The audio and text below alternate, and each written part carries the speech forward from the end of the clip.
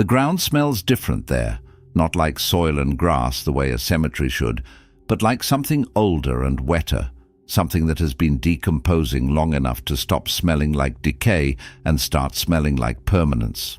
If you walk through the gates of St. Augustine Cemetery on a humid Louisiana morning, which is to say almost any morning in Vermilion Parish, the air presses against your face with a specific weight, and somewhere underneath the Spanish moss and the sweetness of the magnolia trees at the eastern edge of the grounds, there is something you cannot name, but that you have felt before, maybe as a child, maybe standing in a doorway at night, unsure whether to go in or stay out. It is not dread exactly. It is more like recognition, like the place already knows why you came. There are 1,412 marked graves in St. Augustine Cemetery. That number was officially confirmed by a survey commissioned by the Vermilion Parish Clerk of Courts in October of 2021, and it matches within a margin of 11 graves that could not be definitively attributed the burial records maintained by the cemetery since its formal establishment in 1887. For most of its history, the math was simple enough. A person died, a body was buried, a name was carved into stone, a record was filed. The number of death certificates referencing St. Augustine as place of burial grew at a rate consistent with the size of the surrounding community and the ordinary passage of time. And then, in 1941, the math stopped working. Not visibly, not all at once, not in a way that anyone in Vermilion Parish noticed while it was happening. But when a genealogist named Harriet Fontenot sat down in 2019 with a grant from the Louisiana State Historic Preservation Office and 2 years of her own meticulous labor, what she found inside those records was so far outside the range of acceptable administrative error that she spent 6 weeks checking and rechecking her figures before she filed her report. Since January of 1941, the official death records for Vermilion Parish list 439 individuals whose certificates specify St. Augustine Cemetery as place of interment. The burial registry maintained by the cemetery itself, a continuous handwritten ledger that has passed through the hands of 6 groundskeepers across 8 decades, records 291 burials for the same period. The difference is 148 people. 148 death certificates that direct the reader to a cemetery where those people were, according to every physical and administrative record available, never actually buried. Nobody in Vermilion Parish at the state level or in any federal office that Harriet Fontenot contacted across 3 years of follow-up correspondence has been able to explain where those 148 people went. If this story has already settled somewhere in you, somewhere past the part that wants a logical answer, and into the part that has been waiting for someone to finally say it out loud, then you are in the right place. This is unresolved. There is a specific kind of story that stays with you, not because of what it tells you, but because of what it refuses to. A story where the records are too clean to be fraudulent and too broken to be true, where the official silence is not the silence of people hiding something, but the deeper silence of people who genuinely do not know. Those are the stories this channel exists for. Subscribe if you have not already, because these are the cases that do not get covered anywhere else, and every week there is another one. Before we go any further, I want to ask you something directly. Have you ever looked at an official document, something stamped and signed and filed in a county office, and felt the specific discomfort of realizing it described an impossibility? Drop "I found the gap" in the comments if this kind of case is what brought you here. You are not alone in that feeling, and seeing how many people share it genuinely changes how the algorithm treats this story, which means more people find it, which means more eyes on a case that has gone without public attention for too long.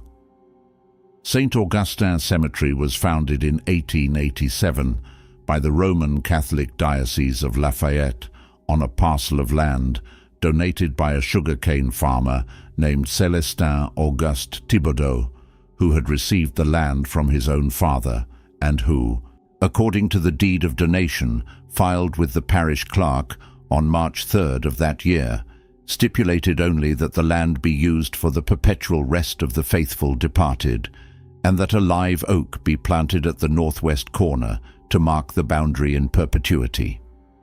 The oak is still there. It is approximately 130 years old now, its trunk wider than two men standing side by side, its roots raised and knotted above the surface of the ground, in the way that old Louisiana oaks sometimes grow, as if the earth itself is slowly offering them up. The cemetery sits on a low rise at the edge of what used to be prime agricultural land along the Vermilion River, 11 miles south of the town of Abbeville, accessible by a single two-lane road called Thibaudot Cemetery Road that dead ends at the wrought iron gate.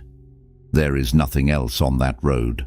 On a still afternoon, the only sound is the occasional passage of a truck on the state highway half a mile away, and the birds, and the particular quality of silence that fills the spaces between the birds. The first groundskeeper to maintain a formal burial ledger was a man named Olivier Savoy, who began the practice in 1901, when the parish priest of that time, a Father Dominic Arsenault, expressed concern that the informal headcount method used until then was not adequate for a cemetery of growing size. Savoy was a precise man, a former schoolteacher who had retired to groundskeeping after an illness, and he began the ledger with the kind of care that people who have been denied their first vocation sometimes bring to their second.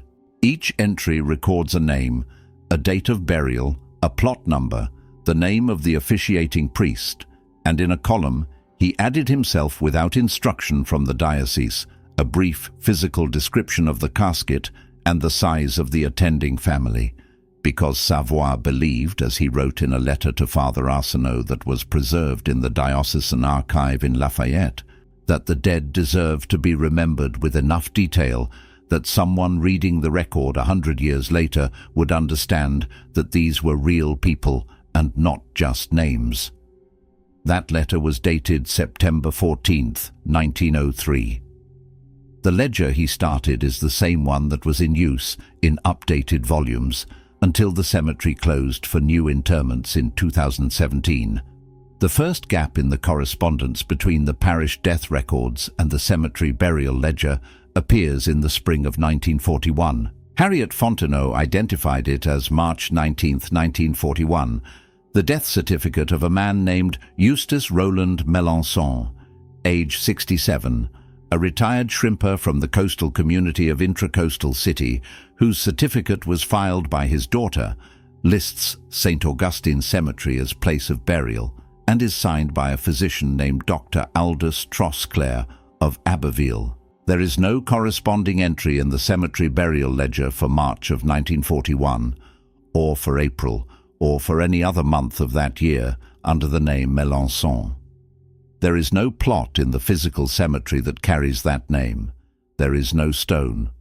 Harriet Fontenot spent 2 full days in March of 2020 walking every row of the cemetery with a printed copy of the Melançon death certificate and a hand-drawn grid of the plots, checking each marker, including the weathered and partially illegible ones along the older eastern wall.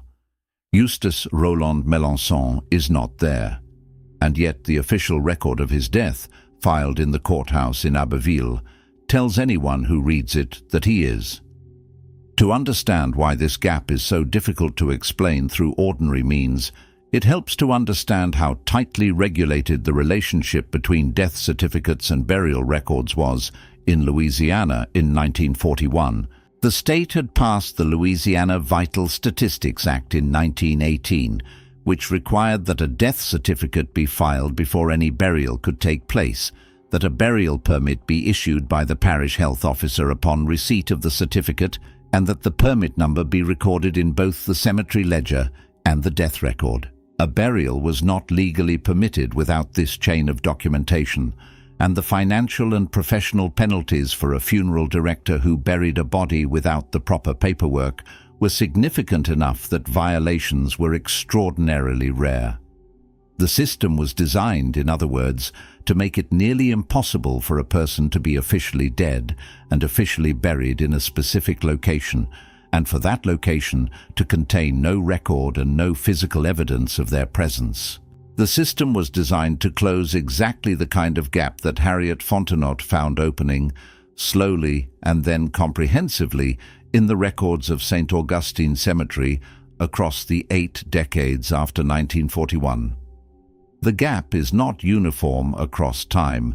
This is one of the details that Harriet Fontenot's report emphasizes most carefully, because it rules out certain administrative explanations that might otherwise seem plausible. If the discrepancy were consistent across all years, one might attribute it to a single clerk who systematically misfiled a percentage of burial permits, or to a groundskeeper who maintained the ledger with unusual carelessness. But the pattern does not work that way. Between 1941 and 1953, the gap is small. There are 9 unmatched death certificates across 12 years, a figure that falls within what archivists call acceptable documentary attrition for records of that age. Between 1954 and 1967, the gap widens. 31 unmatched certificates in 13 years. Between 1968 and 1979, it widens further. 54 unmatched certificates in 11 years. And then between 1980 and 1994, the period that Harriet Fontenot marks in her report with the phrase accelerated divergence, there are 55 unmatched certificates in 14 years, a rate that would require, if one were to attribute it to administrative error, a degree of systematic institutional failure so comprehensive that it would have had to affect multiple independent offices simultaneously, including the parish health office that issued burial permits, the funeral homes that received those permits, the cemetery office that recorded them, and the State Vital Statistics Bureau that filed the originals, all without any single point of oversight ever noticing. That explanation requires more coincidence than most careful people are willing to accept. The groundskeeper who maintained the Saint Augustin burial ledger during the period of the sharpest increase was a man named Gervais Delcambre, who held the position from 1961 until his death in 1988. Gervais was 73 years old when he died, and he had worked the grounds of St. Augustine since he was 19, first as an assistant to the previous groundskeeper, a man named Theodore Arsenault, who was a distant relative of the original founding priest, and then as sole keeper of the grounds and the ledger after Theodore retired in 1961. People who knew Gervais described him consistently as a man of exceptional conscientiousness. His nephew, a man named Paul Delcambre, who was interviewed by Harriet Fontenot in the spring of 2020, said that his uncle kept a personal copy of every ledger entry in a spiral notebook he carried in his shirt pocket because he did not trust the cemetery office to be fireproof. Paul still has those notebooks. There are 17 of them. Harriet Fontenot spent 4 days reviewing them with Paul's permission, and what she found is the detail that shifted her investigation from a records anomaly into something she found genuinely difficult to dismiss. The entries in Gervais Delcambre's personal notebooks match the official burial ledger with absolute precision for every year he was in service. Not approximately, exactly. Every name, every date, every plot number, transcribed from his shirt pocket to the official record without a single discrepancy that Harriet could identify.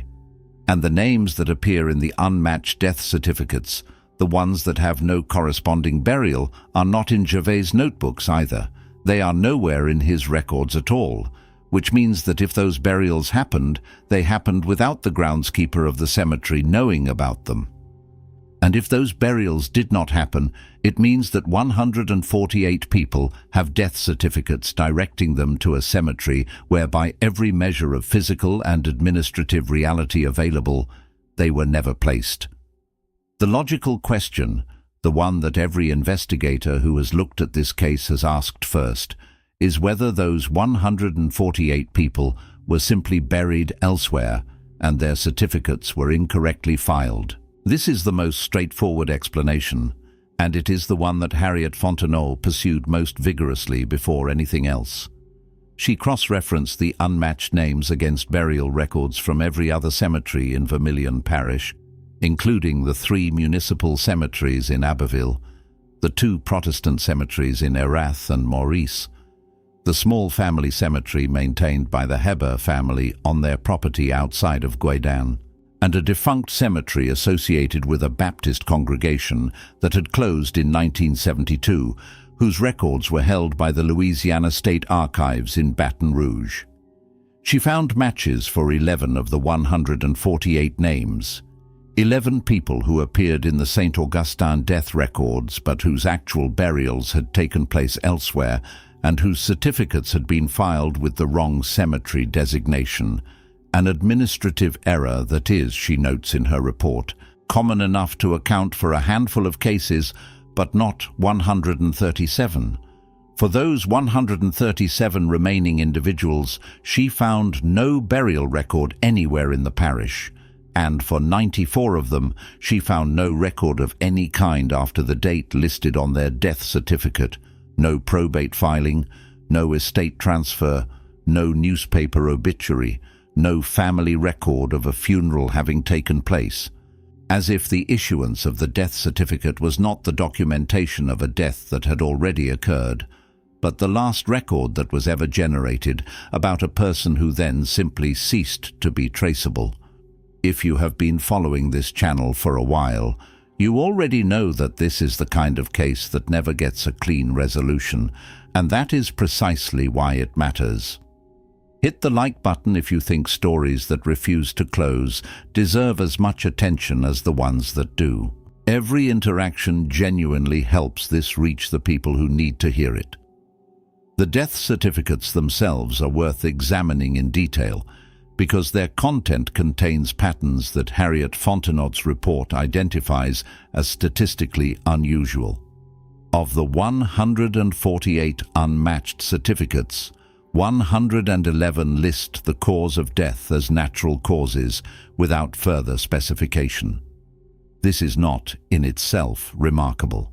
The phrase natural causes appears with some regularity in death certificates from the 1940s through the 1980s in Louisiana, particularly in rural parishes where the attending physician was a general practitioner seeing multiple deaths per year, and where the cultural and institutional pressure to document the specific mechanism of death in granular medical language was lower than in urban areas. But the proportion is unusual. Of all the death certificates filed in Vermilion Parish between 1941 and 1994, the ones that specify St. Augustine Cemetery as place of burial and that have a corresponding entry in the cemetery ledger, the proportion that lists natural causes without further specification is 31%. Among the unmatched certificates, the ones with no corresponding burial record, that proportion is 75%. The difference is large enough that Harriet Fontenot submitted the dataset to a biostatistician at the University of Louisiana at Lafayette, a woman named Dr. Cécile Mouton, who confirmed in a written assessment included as an appendix to Harriet's report that the probability of that distribution occurring by chance, assuming the unmatched certificates represent a random sample of the total certificate population, is less than 3 in 1,000. The physician signatures on the unmatched certificates add another layer. Of the 148 certificates, 67 are signed by a single physician whose name appears on no matched certificate and on no other official record in Vermilion Parish. The name on those 67 certificates is Dr. Emile Castor Fonvielle. Harriet Fontenot spent 4 months attempting to verify his existence. The Louisiana State Board of Medical Examiners has no record of a physician by that name ever holding a license in the state. The American Medical Association Historical Registry, which the AMA maintains for physicians practicing in the United States back to the early 20th century, has no record of an Emile Castor Fonvielle. The Vermilion Parish Directory for the years represented by those 67 certificates, which span from 1952 to 1981, lists no physician by that name in any edition.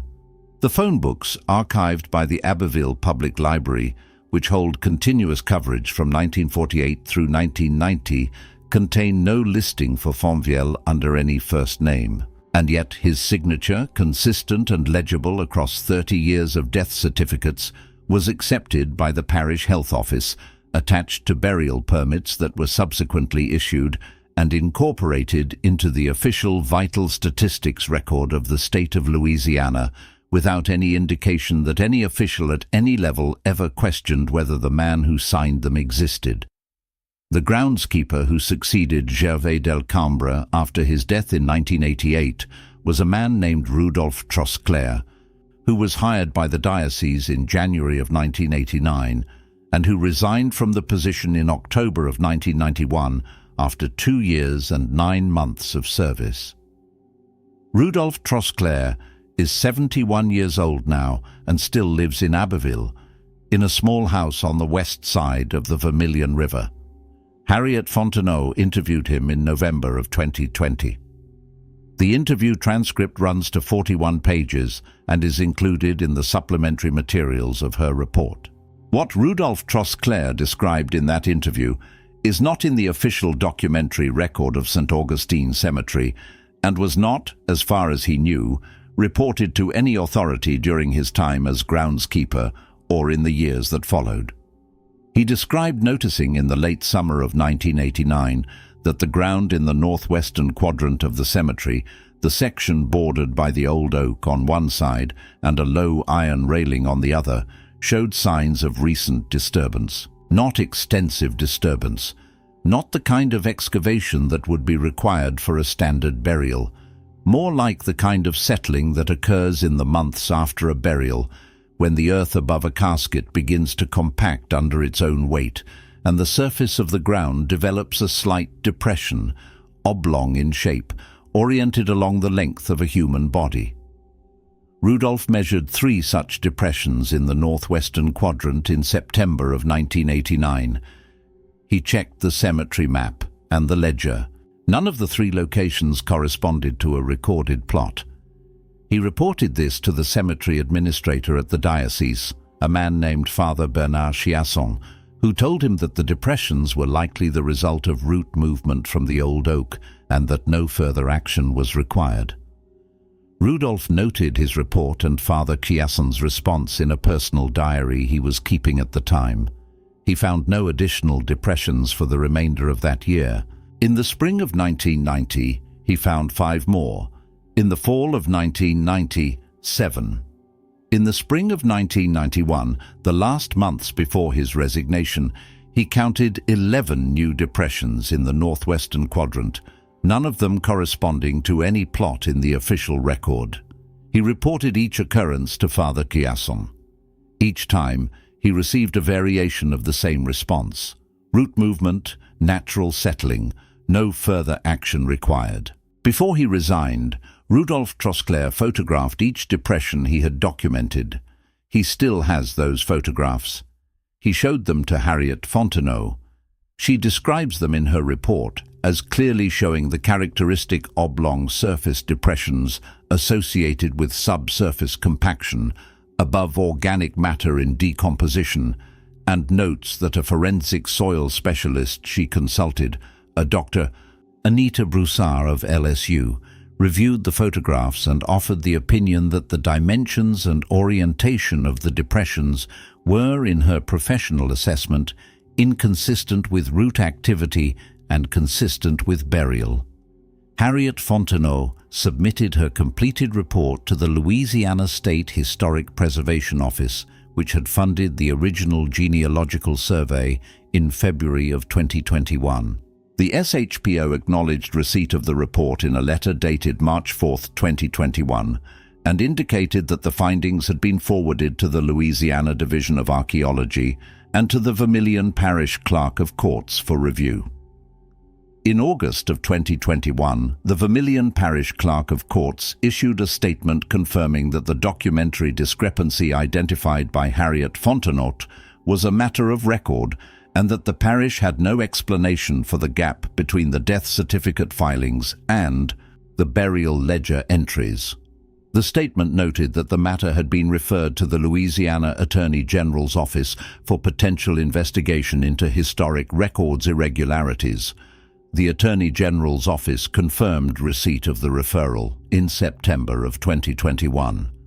As of the time this video was produced, no further official statement has been issued by any of the three offices. Harriet Fontenot has submitted 4 follow-up inquiries since September of 2021. 2 were acknowledged. 2 received no response. There is a quality to this official silence that is different from the silence of bureaucratic delay or institutional disinterest. Harriet Fontenot articulates this in the final section of her report, which she titled simply "Notes on the Nature of the Gap," and which reads less like the conclusion of a scholarly document and more like the private record of someone who has spent 2 years sitting with an answer that she cannot bring herself to write in clinical language. She writes that in the course of her research, she spoke to 11 people who had lost relatives whose death certificates listed St. Augustine Cemetery as place of burial, and who had visited the cemetery to find no stone, no plot, no record of any kind confirming the burial of their family member. Some of these family members had raised the question with the diocese, with the parish clerk, with the funeral homes that had handled the arrangements. All had been told that the discrepancy was likely an administrative error that would be resolved. None of them had received a resolution. Some of the families she spoke to had been waiting for that resolution for decades. One woman, a 78-year-old named Cécile Thibodeau-Préjean, told Harriet that her mother had died in November of 1969 and that the family had been told she was buried in St. Augustin. Cécile was 19 years old at the time of her mother's death. She described going to the cemetery with her father 2 weeks after the funeral to visit the grave, and finding that the section of the cemetery where they had been told the plot was located showed no evidence of recent disturbance, no fresh earth, no temporary marker, nothing to indicate that anyone had been buried there recently or had been buried there at all. Her father spoke to the diocese. He was told there had been a filing error and that the correct plot information would be provided. He called the diocese office once a month for 6 months. He was told each time that the matter was being looked into. He stopped calling after the 6th month because, as Cécile told Harriet, with a flatness in her voice that Harriet notes in her transcript notation, her father was a practical man who understood that some doors, once they stop opening, are not going to open. Cécile's mother, whose name was Eloise Marie Thibodeau, appears on the unmatched death certificate list. There is no Eloise Marie Thibodeau buried anywhere in Vermilion Parish. The northwestern quadrant of St. Augustin Cemetery, the section where Rudolph Trosclair documented his 26 unrecorded depressions between 1989 and 1991, was the subject of a ground-penetrating radar survey conducted in June of 2022 by a team from the Tulane University Department of Anthropology, operating under a permit issued by the Louisiana Division of Archaeology. The survey was not publicly announced in advance, and the results were not made available to Harriet Fontenot, who learned of it through a brief mention in the minutes of a meeting of the Louisiana State Historic Preservation Office that she had requested under a public records request. The minutes note only that the Tulane survey produced results that were, quote, referred for further review by appropriate state authorities. Harriet submitted a public records request for the full survey report in August of 2022. She received a response in November of 2022, indicating that the report was being reviewed for potential exemption under Louisiana's active investigation exemption to public records disclosure, which applies to records that are part of an ongoing law enforcement or regulatory investigation. A cemetery survey conducted by a university anthropology department had, in other words, been reclassified as part of a law enforcement investigation within 3 months of its completion. Harriet filed a follow-up request in February of 2023. She has not received a response. The physician, Dr. Émile Castefonvielle, whose name appears on 67 death certificates over a period of 30 years without appearing in any other official record, has attracted a separate thread of investigation from a researcher at the University of New Orleans, a historian named Dr. Marcus Fontenot, who is not related to Harriet Fontenot, but who read her report and became interested in the provenance of the physician name specifically. Dr. Marcus Fontenot spent 8 months tracing the name through Louisiana Catholic diocesan records, French colonial land grants, and the genealogical records of Cajun families in the Vermilion Basin. He found one instance of the name Fonvielle in the region that predated the earliest death certificate signatures. In the records of the Diocese of Lafayette, in a file of administrative correspondence from 1897, there is a brief letter from a cemetery warden at St. Augustine, a man not identified by name but whose position is listed, requesting guidance from the diocese on a matter he describes only as the question of the physician who visits at night. The letter is 2 paragraphs long. The second paragraph asks, with what reads as genuine bewilderment rather than alarm, whether it is standard practice for a physician to record attendance at the moment of death for individuals whose deaths occurred within the cemetery grounds rather than in a residence or medical facility, as this is what appears to be the nature of the visits I have observed. The diocese's response to this letter, if one was sent, is not in the file. The letter itself was filed under the category Miscellaneous Correspondence and had not been catalogued or indexed when Dr. Marcus Fontenot discovered it. The name Fonvielle does not appear in the letter, but Dr. Marcus Fontenot notes in his published summary that the letter predates the first Fonvielle death certificate signature by 55 years and that the question of a physician recording deaths that occurred within the cemetery grounds is, in the context of Harriet Fontenot's findings about 148 unmatched burials, a detail that deserves more attention than he is currently positioned to give it. The families of the 94 individuals for whom Harriet Fontenot found no record of any kind after the date of their death certificates occupy the part of this story that is most difficult to approach without a careful discipline of restraint. There is a real human weight to what these records represent, or fail to represent. A death certificate is supposed to be the last official act of acknowledgement by a society for one of its members. It says, "This person existed, this person died, here is where they rest."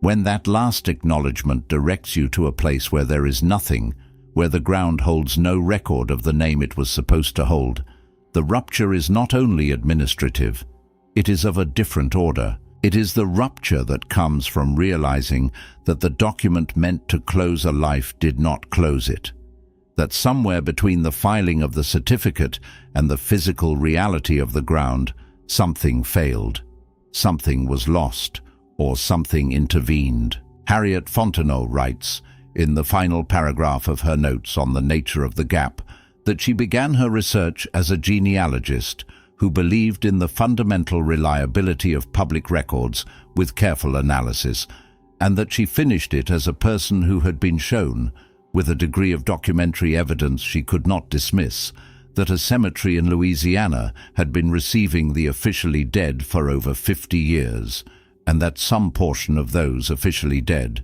a portion she cannot fully quantify, because the records themselves have been made unreliable by the very pattern she is documenting, may have arrived at the gates of St. Augustine Cemetery in a condition that is not adequately described by the word dead, and may have been received by something inside those gates that is not adequately described by the word cemetery. She does not elaborate on that sentence. She does not have to.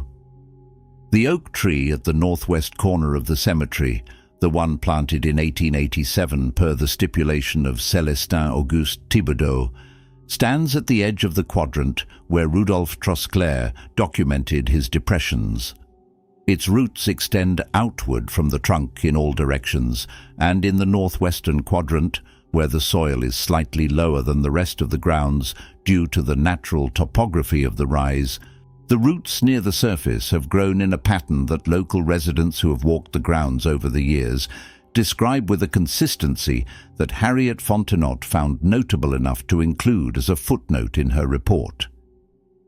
The roots near the unrecorded depressions, the ones Rudolf photographed, do not grow away from them the way tree roots typically grow away from disturbances in the soil. They grow toward them. Several of the depressions, in the photographs Harriet reviewed, show root surfaces running along their outer edges, following the oblong perimeter with an orientation that Dr. Anita Broussard, the forensic soil specialist, described as what you would expect to see if the root system had been growing toward and around a consistent source of organic enrichment for an extended period of time, as if the tree had been feeding on whatever was in those depressions for long enough that the direction of its growth had been permanently altered by it. The Vermilion Parish Clerk of Courts has not issued any additional public statement about the record's discrepancy since August of 2021. The Louisiana Attorney General's office has not issued any public statement at all. The Tulane University Department of Anthropology has not published its ground-penetrating radar survey. The Diocese of Lafayette, when contacted by Harriet Fontenot in the fall of 2021 for comment on the unmatched death certificates and the unrecorded depressions documented by Rudolf Trosclair, issued a written response through its communications office stating that the diocese takes the accuracy of cemetery records seriously and that it was cooperating fully with relevant authorities. Father Bernard Chiasson, the cemetery administrator who received Rudolf Trosclair's reports of unrecorded depressions in 1989, 1990, and 1991, and who told him each time that they were the result of root movement, died in 2004. The priest who replaced him as cemetery administrator served until 2011 and was then transferred to a parish in Shreveport. The current cemetery administrator, who has held the position since 2012, told Harriet Fontenot in a brief phone call in March of 2021 that he was not aware of any concerns about the cemetery prior to her report and that he had no information about events that occurred before his appointment. Subscribe to this channel if you have not already, because what happens next in cases like this one, the slow reclassification, the exempted survey, the unanswered follow-up requests, is the part that the official record is most carefully designed to make invisible, and this is the kind of channel that keeps watching even when watching is all there is to do. Harriet Fontenot's report, titled Discordance in Mortem, a documentary survey of burial record anomalies in Vermilion Parish, Louisiana, 1941 to 2017, was submitted to the Louisiana State Historic Preservation Office in February of 2021. It was posted to her personal academic website in April of 2021 after the SHPO declined to host it on the grounds that it contained findings that had not yet been reviewed through official channels.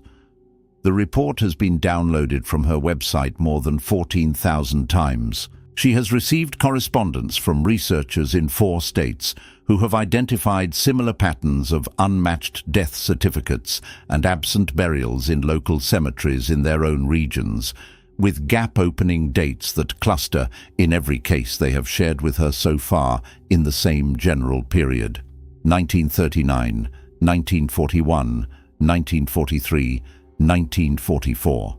As if whatever began happening at St. Augustine in 1941 was not a local phenomenon, but a point of local visibility in something wider and older, and very much less interested in being documented. Harriet Fontenot still visits the cemetery occasionally. She told a colleague who shared the conversation with the researcher who assisted in preparing this video that she goes in the early morning, before the light gets too direct, and that she always walks the northwestern quadrant, and that the ground there always looks the same as it did in Rudolf Trosclair's photographs. Not disturbed, not obviously different from the rest of the grounds, but lower somehow than the surrounding sections. As if the earth in that quadrant has been giving something away for a long time, in small amounts and at irregular intervals, and the surface of the ground has been slowly, almost imperceptibly, following it down. There is one final detail from Harriet Fontenot's report that does not have a home in any of the analytical frameworks she applies to the rest of her findings, and which she includes in a single paragraph near the end of the document under the heading simply labeled Additional Observation. In the fall of 2020, while she was conducting her second extended review of the cemetery, she spent 3 consecutive mornings arriving at the gate before dawn and walking the grounds as the light came up. In order to observe the surface of the northwestern quadrant in the low-angle morning light that she had found most useful for identifying subtle surface depressions. On the third morning, October 14th, she arrived at the gate at 5:47 in the morning. The sun was not yet up. The sky was the particular blue-gray of late night in Louisiana, where the humidity holds the dark longer than it holds the light. She stood at the gate for a moment before unlocking it, the way she always did, in the habit she had developed over months of visits of giving herself a few seconds to orient before entering. And she noticed, in the northwestern quadrant, at the base of the old oak, a light. Not a large light, not a beam or a flash. A small, low light, the color and approximate size of a candle flame, positioned at ground level near the base of the trunk.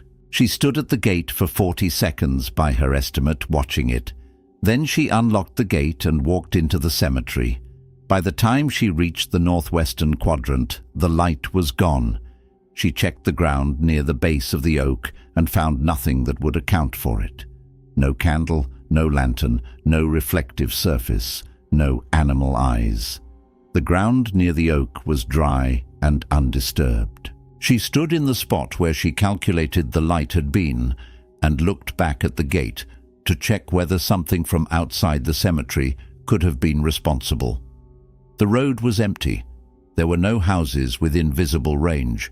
She notes in her report that she includes this observation not because she believes it constitutes evidence of anything in particular, but because she believes that accurate records should include everything that was observed, and that the decision about what counts as evidence belongs to whoever reads the record next.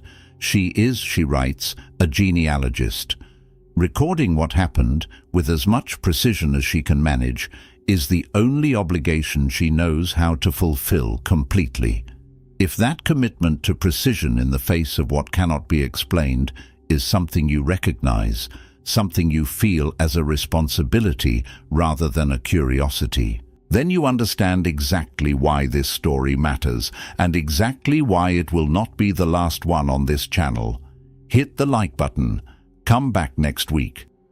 The next case involves a lake in Tennessee that has been legally classified as private property by a county court, despite the fact that the property it allegedly sits on is listed by every relevant state survey as public land, and despite the fact that the family that holds the deed to that property has, by every record available, not existed since 1974. Harriet Fontenot's report remains publicly available. The ground-penetrating radar survey remains classified. The unmatched death certificates remain in the records of the Vermilion Parish Courthouse, filed in the correct order, stamped and signed and complete in every detail, except the one that matters most. And the old oak at the northwest corner of St. Augustine Cemetery continues to grow in the direction it has been growing for decades now, roots following the contour of the ground in that particular section with a patience and a purpose that trees are not supposed to have. Every spring, by the observations of the handful of people who tend the older sections of the grounds, the roots are a little closer to the center of the quadrant than they were the previous year. And every year, the ground at the center of the quadrant is a little lower than it was the year before, as if something underneath it is still settling, as if whatever is down there has not finished finding its depth, as if the 148 people whose last official record points here have not quite finished arriving,